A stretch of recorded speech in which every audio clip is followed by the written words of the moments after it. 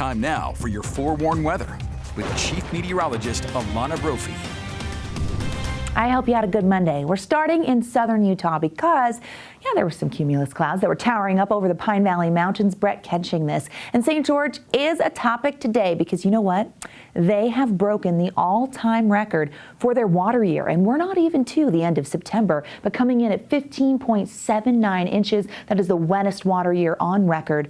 That beats out the old record of 1931. So yes, that record falls with all of that moisture. And as you break down month by month, September is actually the big winner here, coming in with 3.92 inches. And we are only fresh into the month. Here we are, not even halfway through. Other big months include March and January. The water year starts on October 1st, runs through the end of September. They usually average just over 8 inches in St. George, but well above that with 15. Good news there. We like water in the desert. That's what it looked like tonight. From Magna, great sunset. Scott Taylor catching that one. Really pretty with those clear skies that were noticeable. And while we're talking about water year, we should mention Salt Lake.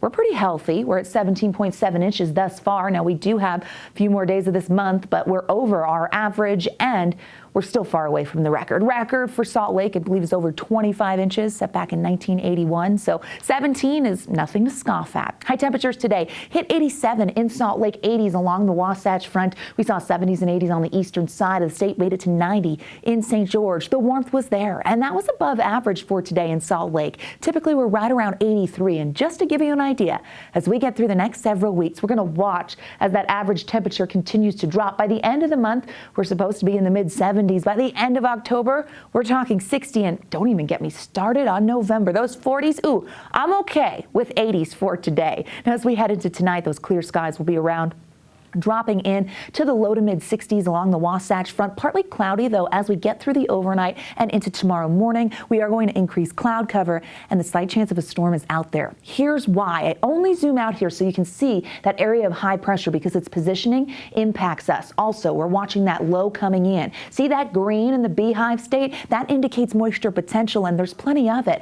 ahead of that low that's going to cross on through. Now, that low brings the chance for storms, and it also brings a cold front as we get through our Wednesday, which means cooler conditions Thursday into Friday. And the moisture tracker shows some lingering moisture with wraparound as we head towards the end of the work week. Long story short, we're going to stay unsettled this week, and we bring back the threat of storms for tomorrow throughout the entire beehive state. As the Futurecast times it out for you, gives you a really good idea that central and southern Utah will see the most activity. Now, for the overnight, cloud cover has increased in southern Utah, and we are going to see the chance of some storms over the higher terrain by tomorrow morning. That's 8 a.m. Also, the West Desert gets some activity that could track towards Tooele County. We also notice over the Uintas and the Wasatch Plateau that we have storms ready to form by the afternoon. We see those storms on the move with central and southern Utah bringing more widespread activity, scattered thunderstorms there, slight chance in the north. Here's your flash flood potential for southern Utah, possible in places like Bryce and Zion, probable near Capitol Reef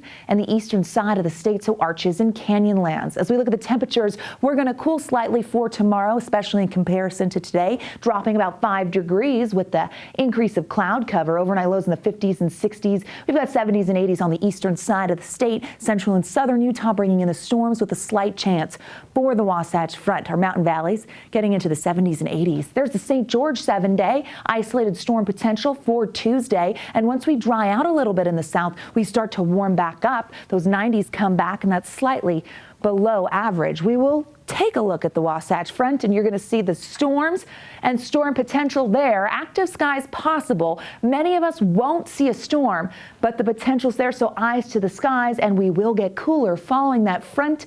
Few days in the 70s towards the end of your work week. Emily, Sarah, over to you. All right, Alana, thank you for that.